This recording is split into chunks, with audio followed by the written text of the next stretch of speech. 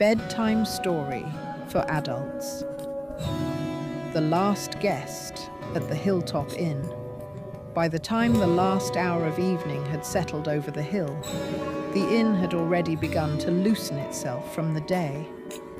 Outside, the road that climbed from the village had gone quiet. What little traffic the hilltop ever received after dark had thinned to nothing. No cartwheels, no late riders, no voices moving through the hedgerows below. Only the soft, travelling wind across the slope, the faint shifting of leaves in the beech trees along the northern wall, and, farther down in the valley, the thin, occasional bark of a dog that sounded less like warning than habit. The inn stood above all of it.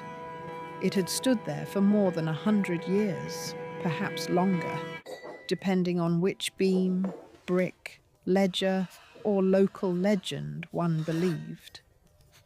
It was not large enough to be grand, nor modest enough to disappear. It belonged to that particular kind of old house that acquires dignity not through design, but through endurance. Its walls were pale stone at the lower level, dark timber above, and the roof, which had once been a uniform red tile, had weathered into a patchwork of old clay, moss, lichen, and repair. In daylight, it looked welcoming. In rain, it looked stubborn.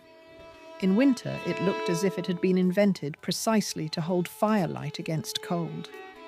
And at night, especially on a still night like this one, it seemed almost to withdraw from ordinary use and enter a quieter arrangement with the hill itself. The sign above the front door moved once in the wind, then went still. The last guest room candle had been extinguished half an hour ago. The kitchen fire had been banked low.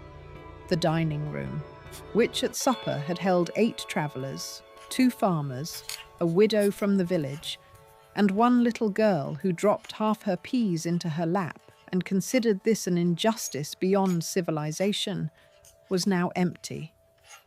The chairs had been turned in, the tablecloths shaken and folded, the glasses dried and shelved, the cutlery counted, the floor swept, the candles trimmed to dark stubs, the shutters drawn halfway against the night. Only the hearth remained warm. It stood at the far end of the common room, wide enough to take a proper log and lined with old brick the colour of tired roses. The evening's fire had burned down to a bed of glowing coals, crossed here and there by blackening wood, that still held a little orange at the core. Enough warmth remained that the room breathed softly with it. Enough light remained that nothing was entirely dark. The copper on the mantel gave back a faint, embered glow. The polished grain of the nearest table shone like old honey. The brass hook near the settle chair held one edge of light and would not let it go. The innkeeper stood in the middle of the room with a folded cloth in her hand and listened. Her name was Elin March. She was 42 years old, though most people, when first meeting her, guessed either younger because she moved quickly, or older because there was something about her quiet that felt already distilled. She had dark hair threaded now at the temples with silver she did not bother disguising, clear grey eyes, and a face whose beauty, if one insisted upon that word, lived less in symmetry than in use. She had the face of a woman who had watched weather, accounts, casseroles, grief, wood smoke, and other people's fatigue with enough regularity that nothing in her expression remained ornamental.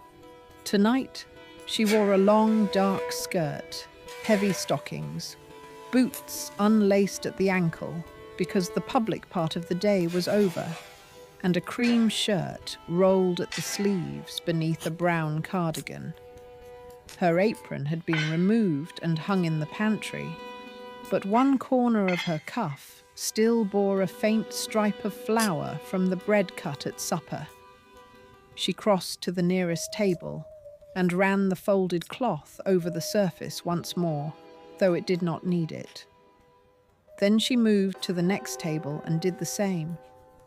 There are tasks one performs because they matter. Then there are tasks one performs because the room is settling, and one wishes to settle with it. The inn had its own sequence at night. First came the public quiet, when the last plates were cleared and conversation thinned. Then came the useful quiet, when doors latched, lamps lowered, benches straightened, and the day took inventory of itself. Then came the house quiet, deeper than the others, when the building seemed to shift from hosting the world to inhabiting itself again. Elin loved this last stage best, not because she disliked people. Quite the opposite. She had run the inn for almost 9 years and knew well the odd privilege of feeding travellers, lending rooms to strangers, hearing small fragments of lives halfway lived elsewhere, and watching, over supper or late tea, how quickly tired human beings return to their better selves when given warmth, food, and a chair that does not wobble. But once the doors were closed and the windows dark and the hill reclaimed by wind, the inn belonged to a different rhythm, less service, more listening. The old beams clicked softly overhead as the heat eased from them. The coals shifted in the hearth. Somewhere in the upper rooms, a pipe cooled with a small, polite knock. The whole house, relieved of the need to receive, could finally exhale. Elin set the cloth down on the back of a chair and crossed to the front window. Below the hill, the village had become a handful of scattered lights.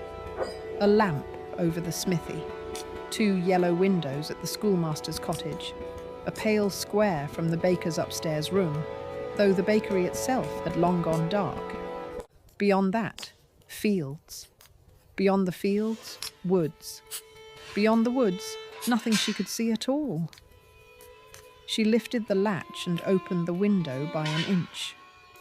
Cold air entered at once.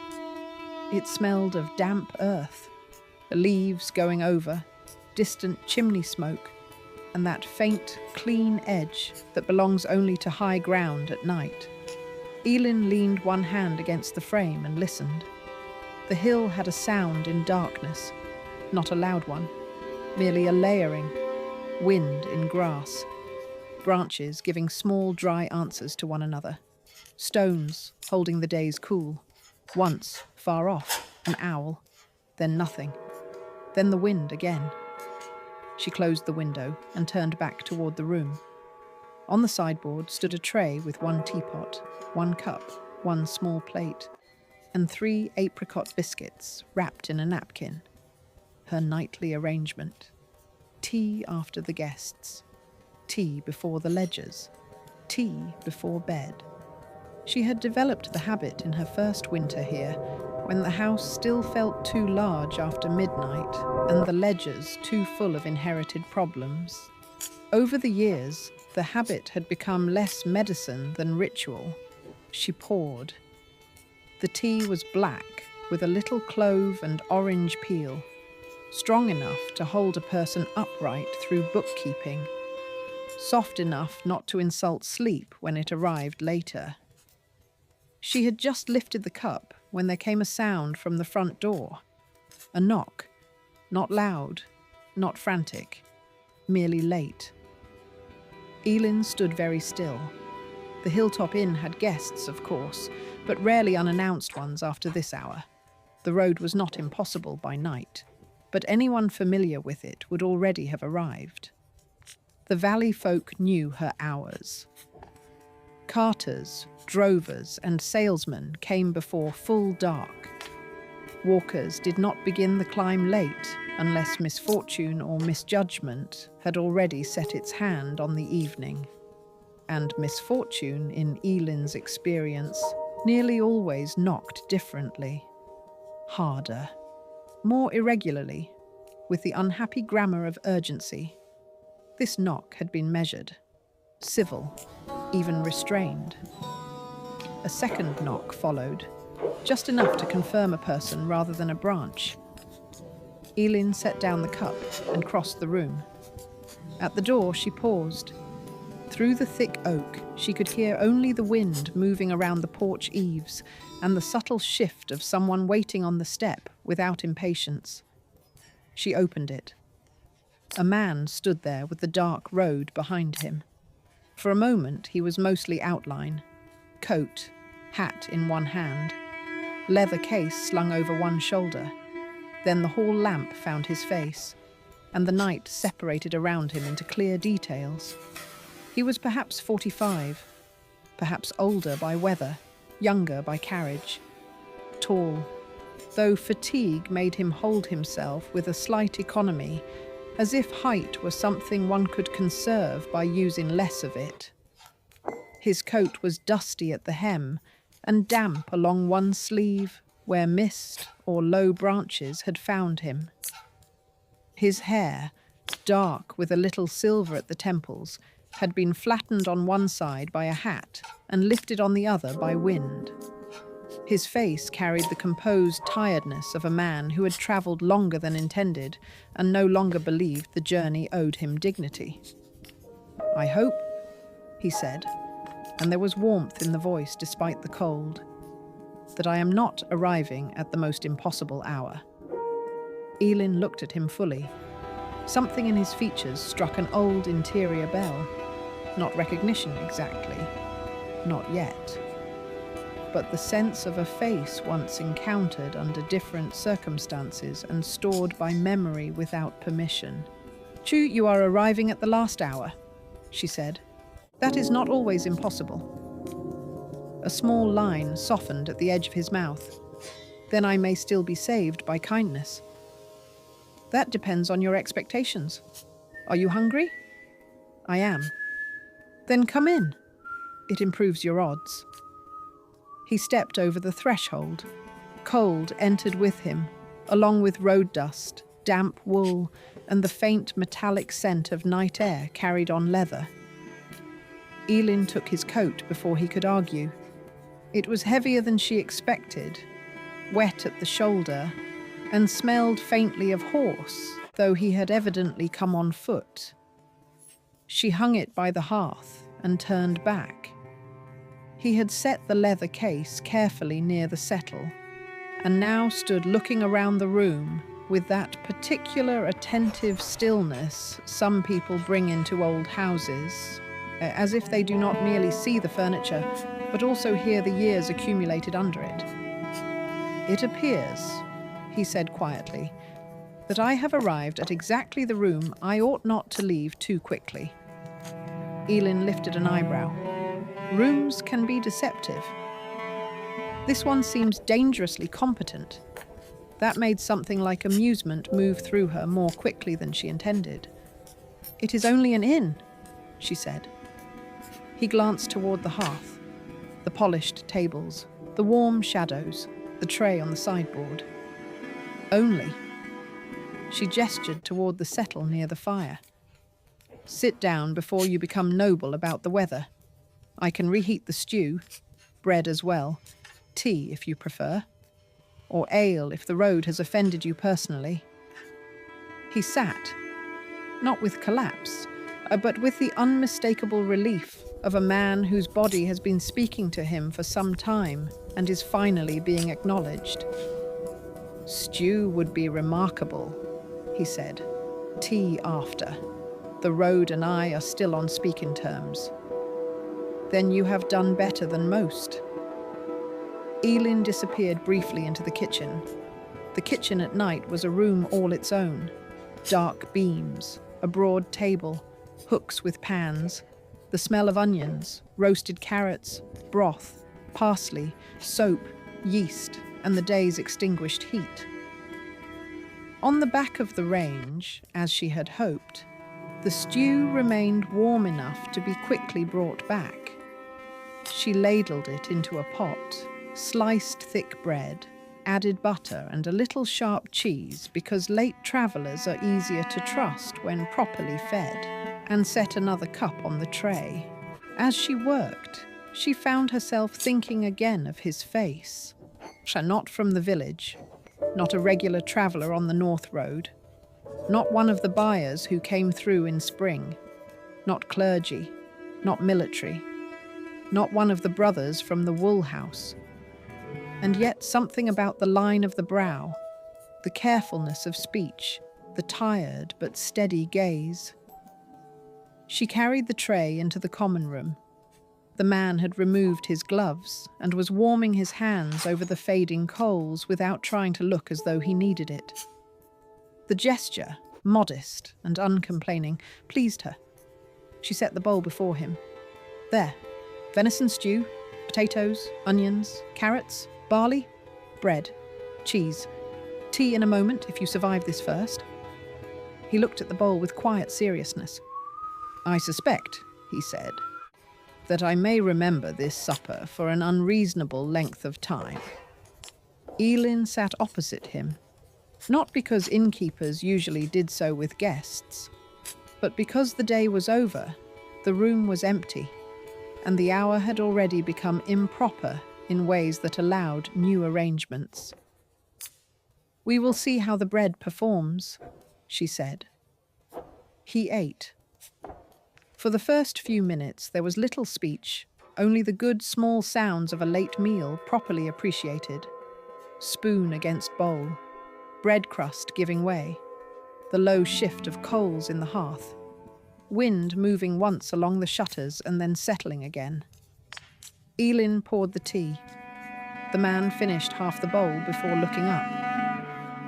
I should tell you my name, he said, since at the moment I am only a coat and appetite with inconvenient timing. That is true. Julian Hart. The name reached her before the face entirely did. Not memory completed, but memory sharpening. Julian Hart, she repeated. Were you once in Brenton, nearly 15 years ago, at the summer lecture hall above the library? Now it was his turn to still. Yes, he said after a beat. I was. Elin leaned back slightly in her chair.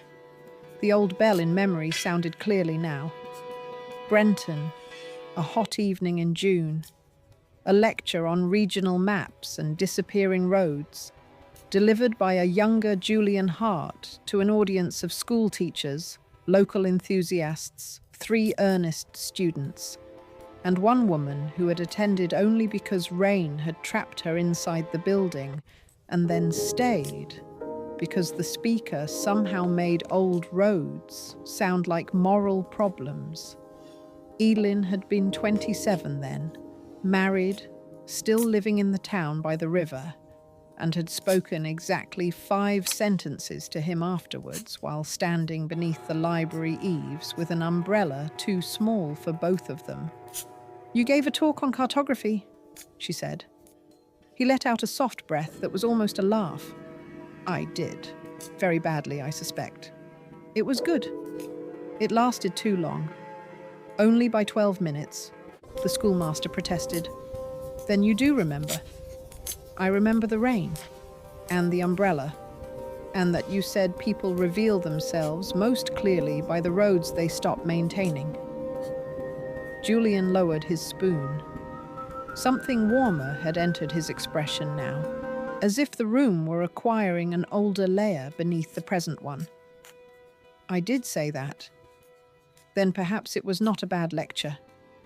He smiled, and the years altered around his face all at once. Elin saw now the younger man he had been. Less weathered, certainly.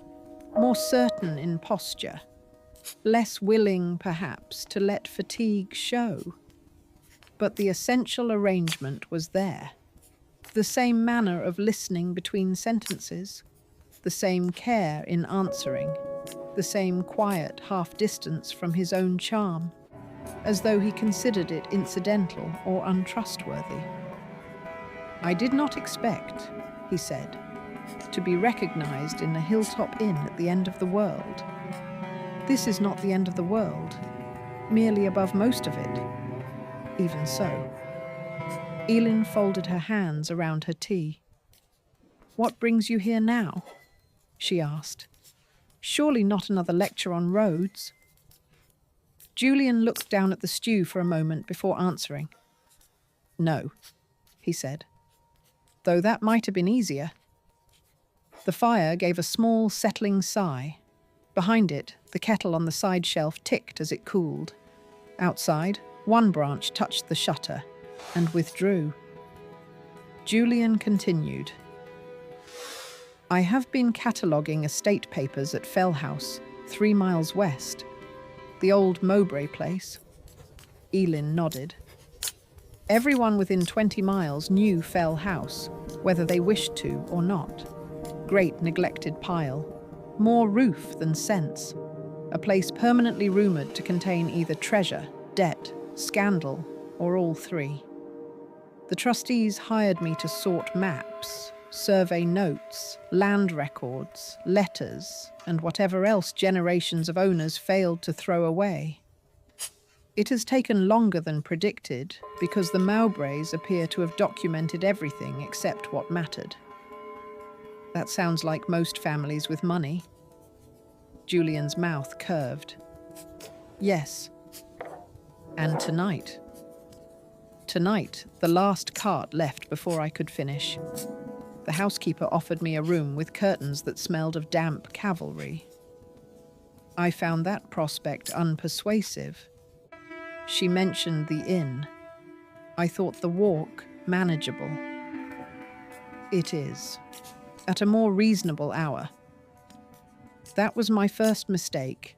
My second was trusting the lower lane after dark. The signpost near the ash grove has fallen. It falls every autumn. The parish promises reform and then discovers winter." Julian nodded, accepting the local truth of this, as if he had always expected roads to behave according to character rather than design. "So I lost 30 minutes in a field," he said, and gained mud, reflection, and a considerable hunger. Elin lifted the teapot toward him in offer. He held out the cup.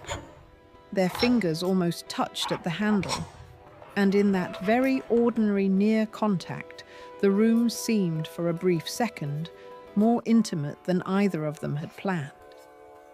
She ignored this expertly and refilled the tea.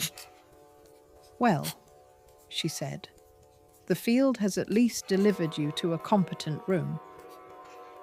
"So far, yes." He resumed the meal. Elin watched the fire. It had been years since anyone from the life before the inn had arrived unannounced at her door. Not because she had hidden herself. The village knew where she was. Her sister wrote. The solicitor in town sent letters regularly enough to remain tiresome. Once each summer, a former neighbour passed through and looked surprised to find Elin still exactly here, as if women who have changed course ought properly to continue changing for the entertainment of others. But the older life itself, the town by the river, the marriage, the various careful arrangements that had once seemed permanent, had grown distant enough to feel less like yesterday than like another dialect she could still understand, but no longer spoke. Now here sat a man from that former geography, dewarming his hands by her hearth. It did not make her uneasy, exactly, only aware. Julian finished the stew with visible gratitude and set down the spoon. "That," he said, "was better than memory usually allows for." "Good. I dislike being outperformed by my own kitchen." He laughed softly. Elin rose to fetch more bread and did not ask whether he wanted it, only set it down within reach. He took a small piece and then seemed, unexpectedly, reluctant to rush the leaving of the bowl, the cup, the room, the warmth. That too she recognized, not in him particularly, but in travelers. There comes a moment late at night when food has done its work and tiredness begins to give way to something quieter. If the room is kind enough, people notice the difference and postpone re-entering the world for as long as decency allows. Julian looked toward the hearth. You still remember that lecture? Elin, standing near the sideboard with the teapot in her hand, glanced back. It was a wet night. Wet nights are adhesive. And the roads. You said roads tell on us. I did believe that. And now? Julian considered. Now I believe houses do it as well. Elin looked around the common room. The heavy beams, the low plaster ceiling, the polished tables, all empty now. The settle by the fire, the old brass lamp near the door, the umbrella stand, the shelf of books left for guests and mostly ignored except by insomniacs and widowers. What does this one tell on me for? That you care about edges, he said, and the answer came too quickly to be improvised. Not decorative edges, real ones. Table corners, glass stems, the right thickness of blankets, our dry boots by morning, a room where even the last guest is expected to be a person rather than an inconvenience. Elin rested her fingers lightly on the teapot handle. That is an observant thing to say for a tired man. I have had practice being tired in inferior rooms. Something in her softened at that. There are sentences which flatter. There are sentences which charm. Then there are sentences which, by naming labour accurately, land deeper than either. Elin carried the tray to the kitchen shelf, returned with the biscuit plate, and set it between them. Apricot, she said. The last of summer, pretending not to notice the season. Julian took one. I approve of denial when baked properly. That is because you are still carrying road dust. He smiled and broke the biscuit in half. For a while they said nothing, not awkwardly, only because the hour had grown too deep for politeness to perform at full volume. The inn had entered its house quiet now entirely. No footstep above, no voices, no latch lifted elsewhere. Only the fire, the wind, the old boards settling into themselves. Somewhere in the rear pantry, a jar made the tiny clicking sound jars make when cooling after nearby heat. Elin found, to her mild surprise, that she did not wish the conversation to end simply because the guest had eaten. Perhaps that was because of Brenton, because memory, when it returns embodied, exerts a strange pressure on an evening. Or perhaps because Julian carried his fatigue in a way that made intimacy of the quiet kind possible. Not revelation yet. Nothing so theatrical. Only presence without abrasion. She sat again. You said Fell House might have been easier than another lecture, she said.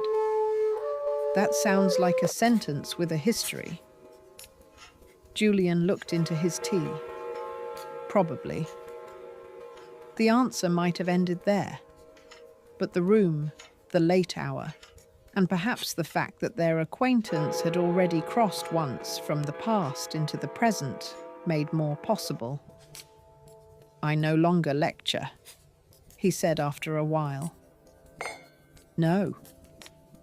I no longer keep a post, or a university office, or students who pretend to have read footnotes with religious sincerity. Elin smiled faintly. A loss to civilization. Perhaps an improvement.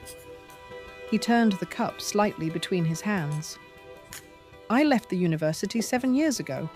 officially by choice. Unofficially because I had become impossible inside it. Too much committee language. Too many days organized around proving the value of things I loved to people who viewed love as poor methodology. Elin nodded once. She knew enough of institutions, even from a distance, to understand the fatigue of translating care into acceptable language until the care itself begins to starve. And after that, I wrote, edited, travelled where archives sent me, lived out of furnished rooms with determined curtains, taught occasionally for money, refused to call any of it a collapse because I had not yet developed sufficient honesty. Elin looked at the biscuit in her hand, but did not eat it. And now I catalogue dead families. And do you prefer them? Julian's smile this time was rueful, warm, and brief. Considerably. The wind moved across the shutters and then slackened. Somewhere outside, gravel shifted under its own coolness. Elin stood and crossed to the hearth to put on another small log. It did not strictly need it. The room was already warm enough, but the act gave her hands something to do. Behind her, Julian said, not loudly, "I was married." The words entered the common room plainly. Elin turned back slowly. Julian had not moved otherwise. He sat with his hands around the cup and looked not at her, but at the low orange bed of the fire. "Her name was Clara," he said. "She was a pianist, not famous. Better than famous, I think now. Famous enough only to earn reviews from men who believed the wrong things about music and women in equal proportion." Elin came back to her chair. "We had 11 years together," he continued. "Mostly good. More good than we knew at the time. We lived in 3 apartments, one with a view of a brick wall, one with a leaking roof, and one with windows so large she forgave everything else on principle. There were books, a green lamp, a piano that nearly killed 3 movers, tea at midnight, guests we liked and some we did not. Little ordinary claims on the day that felt endless while they were happening and now seem almost unspeakably dear." Elin kept her eyes on his face. "She died 6 years ago in February," he said. The fire lowered. One coal gave way with a soft, inward glow. "It was quick," Julian said, "which is its own cruelty, though people persist in calling it merciful. An illness discovered late enough for language to become immediately logistical. Hospitals, weeks. Then a room full of flowers no one could bear to keep arranging." He stopped. Elin knew enough about grief to let the silence widen around it rather than fill it with condolence too soon. At last she said quietly, "I'm sorry." Julian nodded. "So am I." The answer held no self-pity, only fact. It made the room trust him more. He lifted the cup again, though it was nearly empty. "For a long time afterward," he said, "I inhabited life very efficiently and from a considerable distance." Elin understood that before he finished the sentence. She understood, because there are certain forms of sorrow one can recognize not from similarity of event, but from similarity of architecture. The rearrangement of ordinary tasks, the strange brightness of cups and towels and receipts after loss, the competent movements one makes while the self lags one room behind. "My husband left," she said. Julian looked up. There it was, her own fact, not symmetrical to his, not equal in seriousness by some crude public scale, but true. "That sounds inelegant when said so plainly," she added. "Plainness can survive where elegance fails." She almost laughed. The inn around them continued its quiet. The shutters, the hearth, the soft old warmth of wood. "We were married 12 years, she said. Thomas built furniture. Beautifully, in fact. Sideboards, tables, cabinets. He had hands people trusted immediately, and a talent for making walnut behave better than seemed probable. We also had, from the outside, a very respectable life. A townhouse, Sunday lunches, a cellar of preserves my mother believed reflected well on us. Enough invitations to mistake busyness for closeness. Then, after years of what I now think of as successful postponement, he fell in love with someone else, a widow with decisive hats and less patience for compromise. Julian's expression changed, not with curiosity, but attention. He told me in our kitchen, Elin went on, while I was trimming beans. I remember this not because beans matter in themselves, but because domestic tasks are so offensively willing to continue during catastrophe. There I was, holding a knife, standing beside a bowl, looking at a man I had shared a decade with, and the beans kept being beans. That startled from Julian a soft laugh, shaped by sadness more than amusement.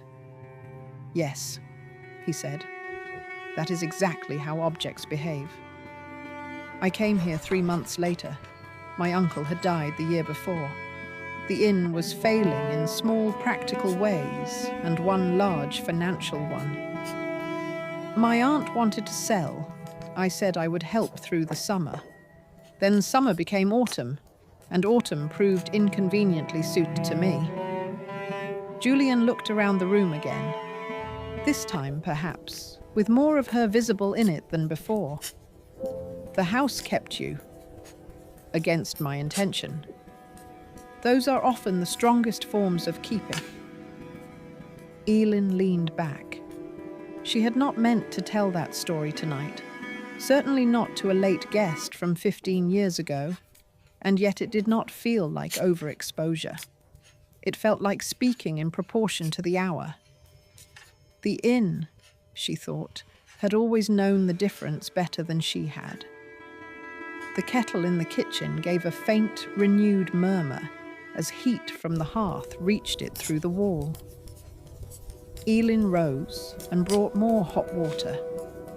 Julian moved to help with the cups without being asked. Their hands crossed briefly above the tray. Nothing elaborate. Just the practical closeness of two people who have already accepted the room does not require performance. When they sat again, the common room had altered almost imperceptibly. Not in furniture, not in weather, only in relation.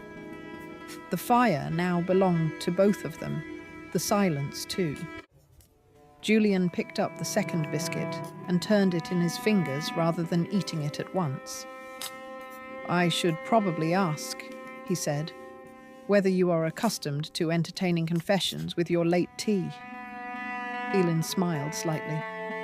"Only from honest guests." "And am I one?" "On balance, yes." He nodded gravely, as if grateful for passing some invisible inspection. Outside, the wind dropped entirely. The house responded at once. Without the movement on the shutters, the inn seemed to sink deeper into itself, every sound more distinct.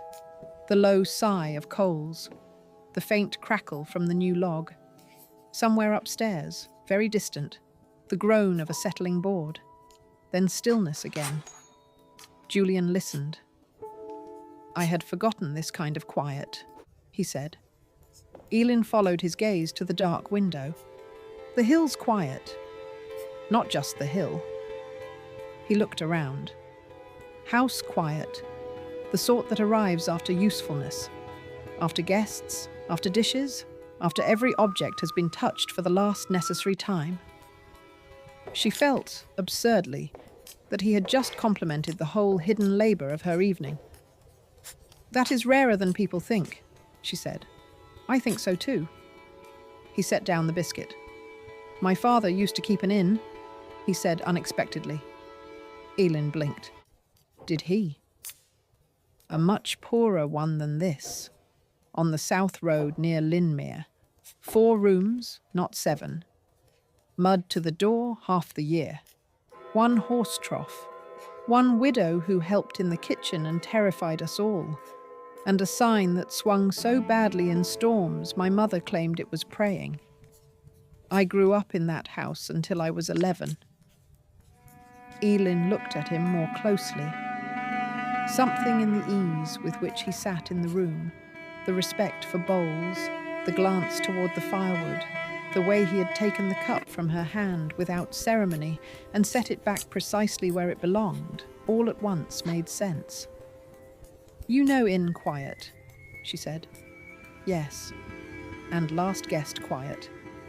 He smiled, particularly that. For a moment she could see him as a boy, boots by a kitchen range, sleepy eyes, carrying spoons, listening at doors, learning the strange intimacy of public rooms after midnight, when strangers' voices have vanished, but their presence still lingers in chairbacks and empty glasses. "My mother used to say," Julian went on, "that the last guest tells the truth of the house." Elin lifted one brow. "That sounds like a sentence shaped by fatigue and genius." She had both in useful quantities. What did she mean? That by the time the last guest arrives, the day's performance is over. Whatever hospitality remains, then is the real thing. The table laid for one more. The fire kept warm. The room willing to open itself again, even when tired.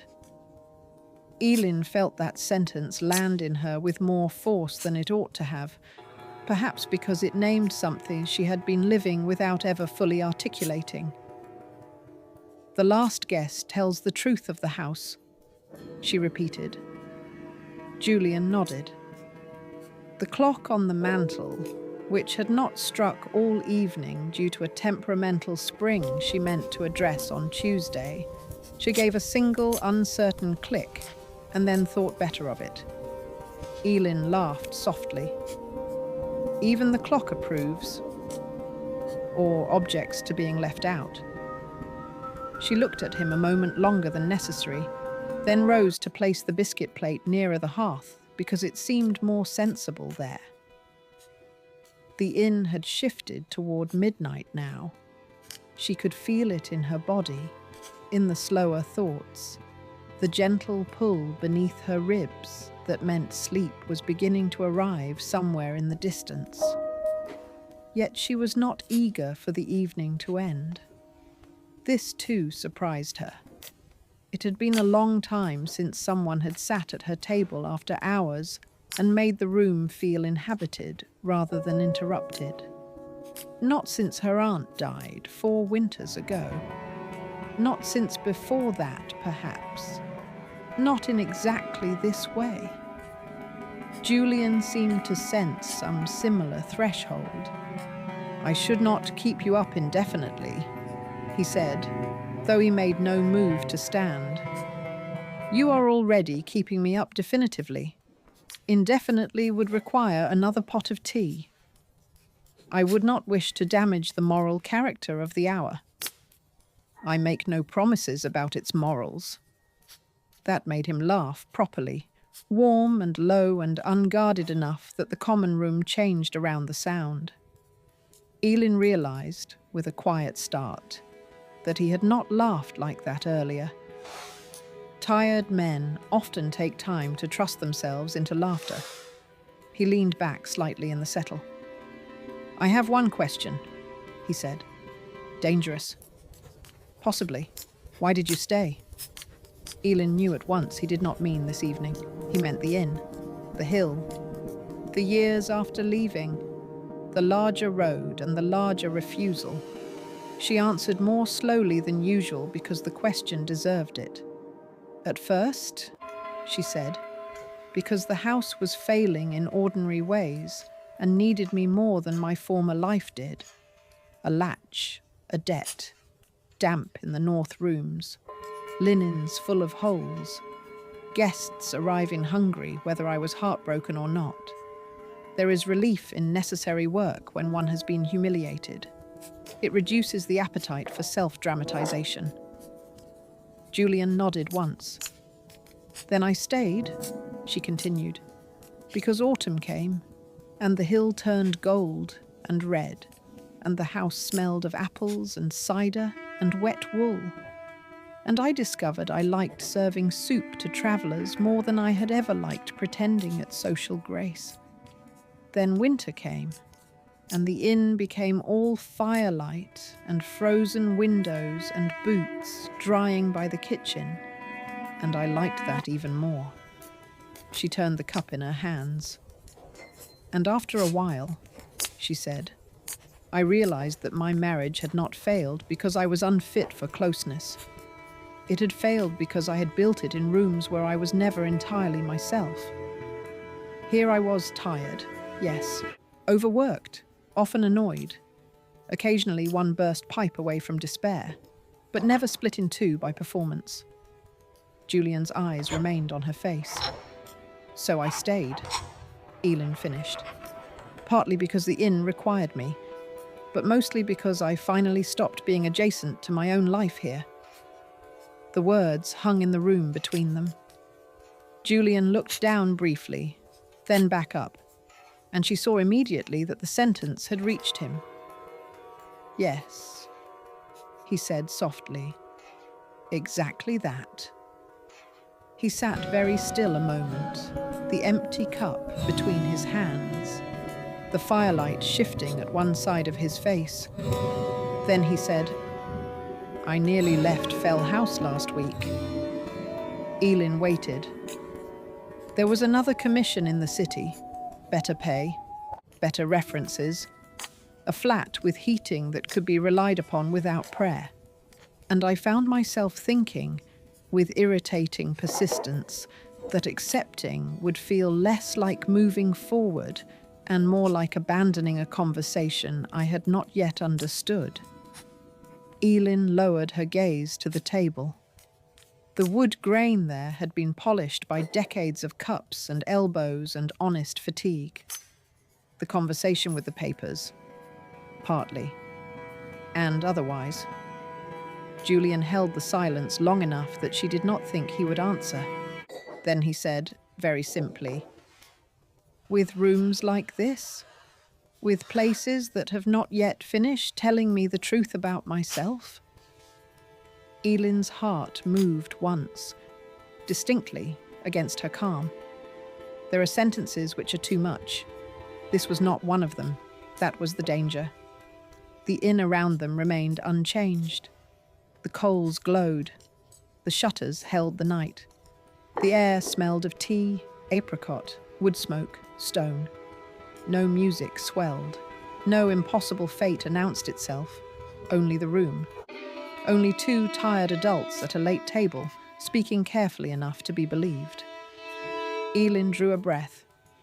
Well, she said at last, because anything grander would have been false to the house.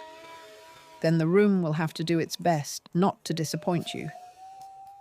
Julian smiled, not quickly, slowly, as if relief were teaching his face again how to receive warmth. I think, he said, it has already failed in that direction. The phrase pleased her. It also unsettled her in ways she chose not to inspect too closely tonight. Instead, she stood. You need sleep more than philosophy, she said. And I have a room upstairs with clean sheets and a window that faces east if you like to be lectured by morning light. Julian rose as well. That sounds almost luxurious. It is only a room. Only. Elin took the lamp from the sideboard. He picked up the leather case. Together they crossed the common room, now all ember light and long shadow, and went up the narrow stair. The inn after midnight had its own acoustics. Boards knew where to speak. Walls held breaths. The lampshade sent soft gold over plaster, banister, landing, and the row of guest room doors with their brass numbers polished by generations of hands. At the end of the corridor, Elin opened number 5. The room was simple. Iron bedstead, thick quilt, washstand, one chair, one little chest, a rug braided from old cloth near the bedside, a pitcher of water. The curtains were blue and white, and the window indeed faced east toward the valley. Julian stood in the doorway and looked in with an expression so quietly grateful that Elin felt almost embarrassed by the modest comfort of it. "This is very kind," he said. "No, kind would be carrying the bathwater up. This is just good innkeeping." "I am not sure I believe in the distinction." She set the lamp on the washstand. "There are extra blankets in the chest. The latch on the window sticks unless persuaded from the left. Breakfast at 8, though I can bully it earlier if the hill has punished you. 8 will be perfect." Elin turned to go, then paused with her hand on the frame. "Julian." He looked up. "I'm glad the signpost fell." A faint, surprised laugh escaped him, and this time it carried almost no fatigue at all. "So am I," he said. She left him there, lamplit in the room, and went back downstairs. The common room met her half dark and almost intimate now, as if the house itself were aware one more story than usual had entered it tonight. She covered the last coals, latched the shutters fully, stood for one long moment beside the settle where he had sat. Then she took her own cup, now cold, and carried it to the kitchen. There, with the common room no longer looking at her, she leaned one hand against the table and let herself feel what the hour had done. Not romance. She distrusted that word in first arrangements. It too often arrived overdressed and left chaos behind. Not rescue. She distrusted that word even more. Not fate. The hill had no use for such grandness. Only this. A room had opened. A late guest had knocked. A memory had returned wearing road dust and fatigue. Supper had been served. Truth had been spoken in proportion to the fire. The house had told on her. And she, to her surprise, had not minded. She washed the bowls, the spoons, the cups. She set the biscuit plate to dry. She folded the cloth left on the chair back. These ordinary acts steadied her. At last, she blew out the kitchen lamp and took the smaller one for herself upstairs. Her room was at the back, under the eaves, with a sloping ceiling and a narrow bed made wider by habit. Through the small window, she could see only a little of the hill, one beech tree branch, and the farther dark, where the valley opened. She undressed slowly, folded the cardigan over the chair, and slipped beneath the blanket, while the house around her settled deeper into night. Sleep did not come immediately. This was not because of agitation, more because certain evenings alter the interior air enough that one must lie still a while and let the self catch up. Elin listened to the inn. The small stir of boards, the old unglamorous certainty of pipes, a door somewhere easing into its frame. And from farther off than sound usually travels indoors, perhaps only imagined, the faintest tread from room number 5, then quiet again. At last, she slept. Morning came pale and clear. The first thing Elin noticed, even before fully waking, was the light.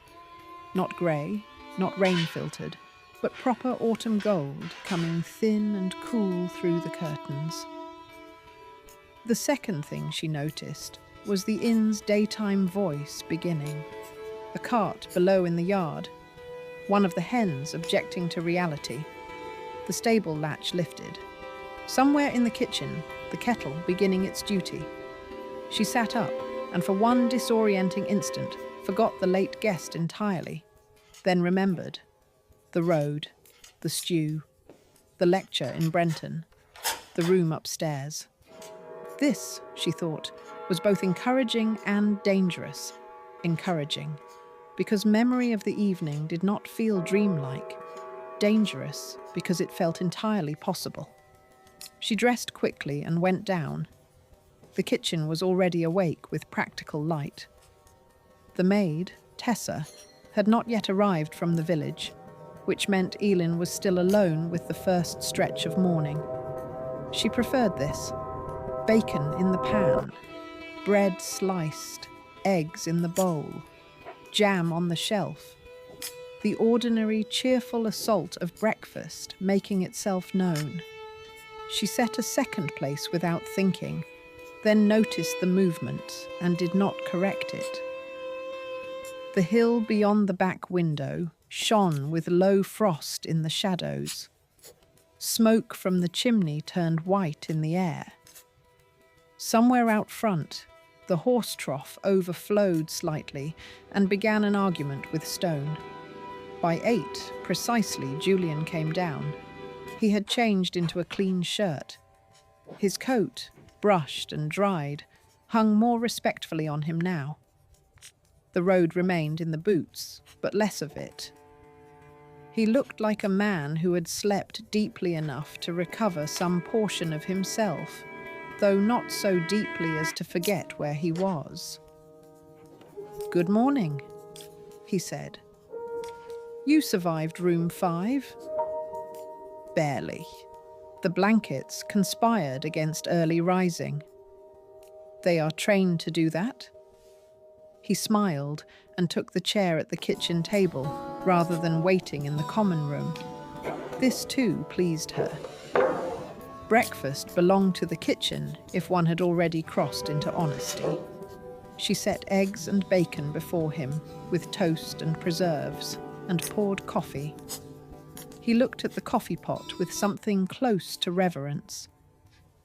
"That," he said, "is the correct colour of mourning." "You have civilized opinions for a man who lost a field to a signpost."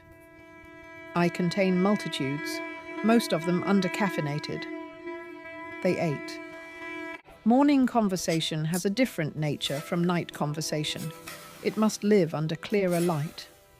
Still, a true night often survives the morning if it was made from proportion rather than excess. Elin watched for signs of awkwardness and found none. Only ease. Slightly brighter now, less interior. The kind that suggests the room itself has approved the arrangement and seen no cause for alarm. Julian asked about the inn's accounts because the ledger lay open beside the breadboard. Elin gave him the short version, which became, because he asked intelligent follow-up questions, the long version. He told her about the Mowbray maps, 3 of which disagreed with one another on the location of a wood that had clearly not moved. She told him the parish clerk in the village still wrote weather in the margin of death notices because he believed clouds affected temperament. Julian said this seemed a better system than most he knew. When breakfast was done, he helped carry the dishes to the sink. "You still dry plates too carefully," Elin said, surprised by the sentence the moment it escaped. It implied familiarity she had not earned from him directly, only inferred from memory and the room. Julian looked at the plate in his hand, then at her. "My mother claimed damp crockery invited disappointment." Elin laughed, and the inn, already well disposed toward him, seemed to welcome the sound. Later that morning he should have gone. The weather was good enough. Fell House expected him back. The road existed in daylight again. Yet departure did not happen quickly. First there was another cup of coffee. Then Elin showed him the old map hung in the hallway, the one of the hill roads before the railway cut the valley in half. He stood studying it long enough that she fetched the step stool and showed him where the old pack route used to cross the ridge. "I spoke about this map once," he said. "Poorly," Elin answered. "Yes." Then there was the matter of the fallen signpost, which led to both of them walking partway down the road so he could show her precisely where it had failed. The day was too clear not to walk. The beech leaves above them were turning copper at the edges. The fields in the valley held that washed gold, particular to late autumn mornings. The air smelled of cold grass and distant peat smoke. At the ash grove, the signpost indeed lay almost sideways in the ditch, its arms still bravely pointing nowhere reliable. "It fails annually," Elin said. "Then perhaps it is maintaining a tradition?" "That is what the parish would claim." Julian crouched to inspect the base. "It needs a new post, not prayers." "Again, the parish will object to the cost difference." He smiled. They stood there a little longer than inspection required. Below them, the inn sat warm and solid on the rise, windows bright in the morning, chimney breathing. Elin realized with a quiet inward shift that for years she had looked at the house mostly from inside. This was rarer, to stand outside beside someone else and see it as a shape in the landscape, whole and held by light. Julian followed her gaze. "It suits you," he said. She did not ask what he meant. The inn, the hill, the life, the afterlife of leaving, all of it. "Yes," she said after a moment. "It does?" He straightened. "I have no right," he said, "to ask whether you would mind my returning this evening. The papers at Fell House will not improve in my absence, but perhaps after supper, with less dramatic lateness." Elin looked at the fallen signpost, the road, the inn below, the valley beyond. Then she said, "Because there was no reason to be anything but plain, I would like that." The answer altered nothing visible in the world, and yet made the morning warmer by 1 degree. Julian did return that evening, and the one after next, and sometimes not for 3 nights, because archives and life and weather required their own space. Then again, carrying papers or quinces, or simply the hill's dusk on his coat. The common room learned him first, then the kitchen, then the silence after dishes, then the chair nearest the hearth on rain nights, then the shelf by the door where his hat rested with increasing familiarity, then the maid and the baker, and even old Mrs. Wren from the village, who one Thursday looked at Julian drying cups in Elin's kitchen and said only, "Well, at last someone in this district has chosen sensibly." Autumn deepened into winter. The inn grew warmer within as the hill whitened without. Frost fanned across the lower windows. Travellers arrived with scarves crusted pale and boots ringing with cold. The hearth became not merely welcome, but essential. Elin made thicker soups. Julian brought books to read aloud after the last guest had gone. And on Sundays, when the road iced and the village stayed close to itself, he helped Tessa beat rugs and claimed this was anthropology. Their closeness did not rush. That was one of its best qualities. Neither of them was young enough to mistake intensity for trust. Neither was foolish enough to worship caution entirely either. The inn, which had watched generations of arrivals and departures, approved most of all what lasted the morning after. So the evenings lengthened by degrees. a cup set down within easier reach, a scarf hung by the kitchen range to dry and forgotten overnight. One hand briefly touching the other above a tray, not because of accident, and not yet because of declaration, but because the room had already made such contact feel less like invention than recognition. Laughter becoming quicker, silence becoming deeper, the house telling on them both now. One winter night, after the last travelling salesman had finally gone upstairs and the village below had vanished into snow, Julian stood beside the hearth while Elin covered the bread for morning. The inn was quiet enough to hear the flakes touch the window. He said, not as a speech and not by surprise, "I no longer think the signpost fell by accident." Elin turned toward him. The firelight held one side of his face. The old room glowed behind him. The chairs were in, the tables bare, the whole house in its night rhythm. "No," she said. "I don't suppose it did."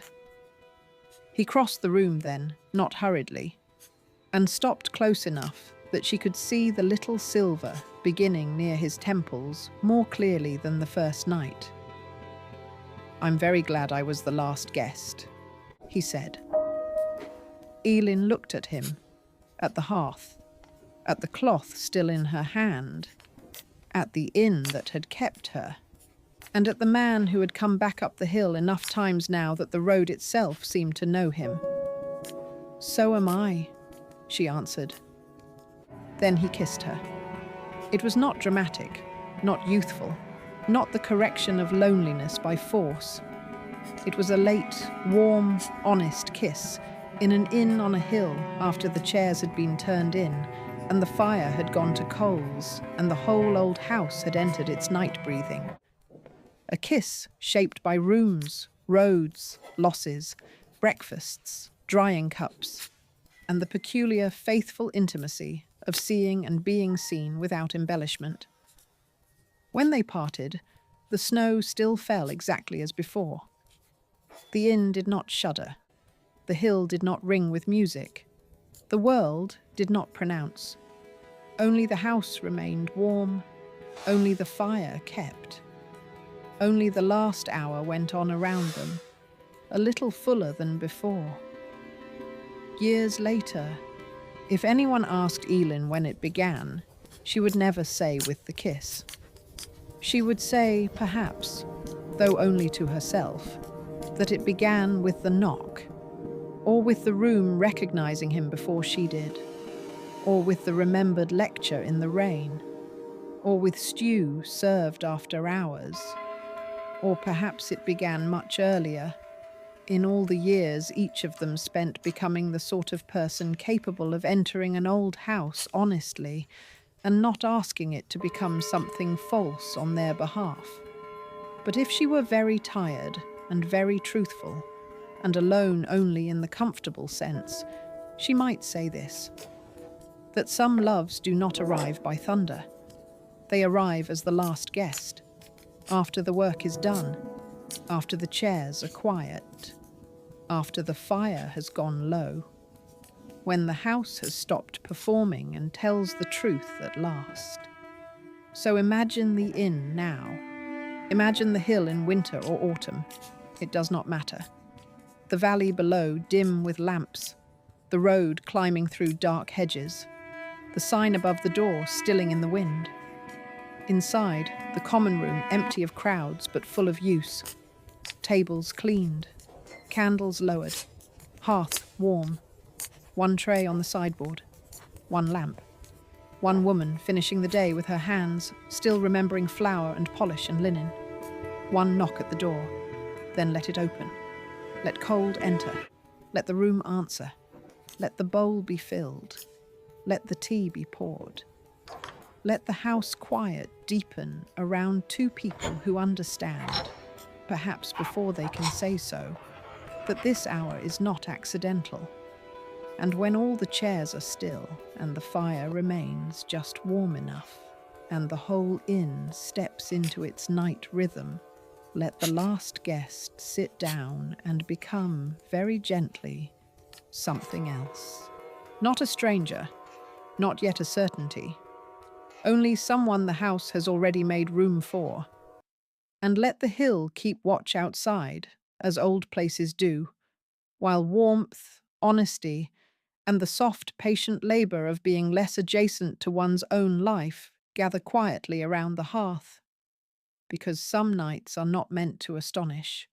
Some nights are meant to settle, to draw close, to make one more cup, to let the house breathe, to remind the heart that after long roads, there are still doors that open at the last hour, and rooms that know exactly how to receive what arrives, tired, late, and real. And in that old inn above the valley, with the chairs at rest, the fire still warm, and the whole house entering its night music, that is exactly what happened. The last guest knocked. The door opened. The room told the truth. And the house, kind enough to keep one more light on, held them both,